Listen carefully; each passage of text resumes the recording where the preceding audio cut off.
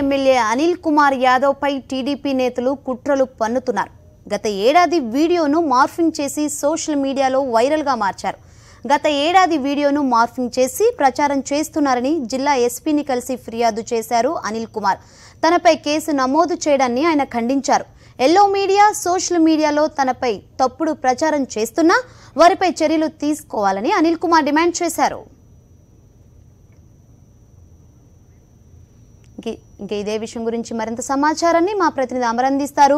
అమర్, చెప్పండి, అనిల్ కుమార్ యాదవ్ పై గత ఏడాది జరిగిన వీడియోను మార్ఫింగ్ చేసి సోషల్ మీడియాలో ప్రచారం చేస్తున్నట్లు తెలుస్తుంది. తప్పుడు ప్రచారం చేస్తున్నట్టు తెలుస్తుంది. అసలు అప్డేట్స్ ఏంటి? శంకరి, గతేడాది జనవరి 8న నెల్లూరు నగర పురమందిరంలో జరిగిన వైఎస్ఆర్సీపీ కార్యకర్త సమావేశంలో అనిల్ ప్రసంగం చేశారు. వచ్చే ఏడాది జరగనున్న ఎన్నికలు తమకు యుద్ధరంగం లాంటిదని, ఆ యుద్ధరంగంలో పాల్గొనే కార్యకర్తలు అన్నిటికీ సిద్ధంగా ఉండాలని, పోరాడి విజయం సాధించాలనే రీతిలో ఆయన ప్రసంగం చేశారు. ఆయన ప్రసంగ పాఠాన్ని పూర్తి స్థాయిలో ప్రసారం చేయకుండా దాన్ని కత్తిరించి మార్పింగ్ చేసి తమకు అనుకూలమైన విధంగా మాటలను చేర్చి రెచ్చగొట్టేలా ప్రసంగం చేశారని చెప్పి దాన్ని 2 రోజుల క్రితం సోషల్ మీడియాతో పాటు కొన్ని ఛానల్స్ లో ప్రచారం చేసి దానికి విస్తృత ప్రచారం కల్పించాయి. అనిల్ కుమార్ యాదవ్ చంపండి లేదా చావండి అన్నట్టుగా క్రియేట్ చేసి దాని మీద ఆయన తెలుగుదేశం కార్యకర్తలను చంపాలన్నట్టుగా ప్రేరేపించారని చెప్పి కూడా ప్రచారం చేశారు. అంతేకాకుండా ఆయన మీద చర్యలు తీసుకోవాలని చెప్పి కూడా టీడీపీ నేతలు డిమాండ్ చేశారు.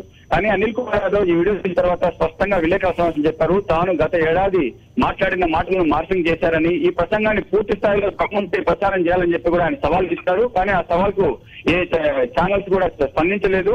కేవలం తనపై కక్ష కట్టి ఎన్నికల్లో తాను పోటీ చేస్తున్నానని, అంతేకాకుండా కూడా తెలుగుదేశం పార్టీలో సీనియర్ నేత రాష్ట్ర మంత్రి అయిన నారాయణతో పోటీ చేస్తుండటంతో తనను ఎలాగైనా అప్రదిష్ట పాలు చేసేందుకే ఈ వీడియోను మార్పింగ్ చేసి ప్రచారం చేశారని చెప్పి కూడా అనిల్ కుమార్ యాదవ్ ఆరోపించారు. వాళ్ళకన్నా దమ్ముంటే కనుక పూర్తి స్థాయిలో ప్రసంగ పటాన్ని విడుదల చేయమని చెప్పినప్పటికీ కూడా ఎవరు పూర్తి స్థాయిలో ప్రసంగ పటాన్ని విడుదల చేయలేదు. దాన్ని ఇటీవలే ఆయన మాట్లాడినట్టుగా ఛానల్స్ తో పాటు సోషల్ మీడియాలో ప్రచారం చేయడాన్ని అనిల్ తీవ్రస్థాయిలో ఖండించారు.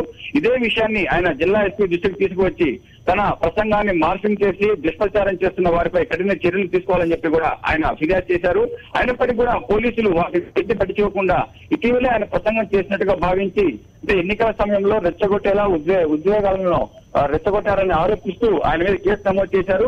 దీని మీద అనిల్ కుమార్ యాదవ్ కూడా తీవ్రస్థాయిలో ఆక్షేపిస్తున్నారు. తాను ఎన్నికల సమయంలో ఎలాంటి ప్రసంగాలు చేయలేదని, గత ఏడాది ఎన్నికల కార్యకర్తల సమావేశంలో మాట్లాడిన దాన్ని మార్పింగ్ చేశారని, ఇందుకు సంబంధించిన ఆధారాలు కూడా పూర్తి స్థాయిలో పోలీసులు సమర్పించినప్పటికీ కూడా తెలుగుదేశం పార్టీ నేతల ఒత్తిళ్లతోనే తన మీద కేసు నమోదు చేసి తనను ఎన్నికల కార్యక్రమంలో పాల్గొనకుండా అడ్డుకునేందుకు కోసం కుట్ర పన్నారని చెప్పి అనిల్ కుమార్ యాదవ్ ఆరోపిస్తున్నారు.